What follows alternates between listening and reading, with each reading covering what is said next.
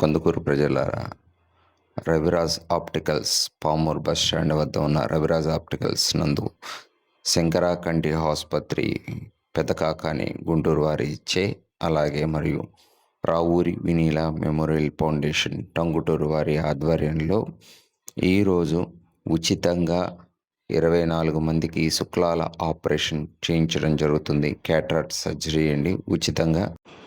ఉచితంగా శుక్లం ఆపరేషన్ చేయించడంతో పాటు లోపల IOL అంటే అద్దము అమర్చడం జరుగుతుంది. అంతేకాకుండా వచ్చిన పేషెంట్లందరికీ భోజన వసతి కూడా కల్పించడం జరిగింది.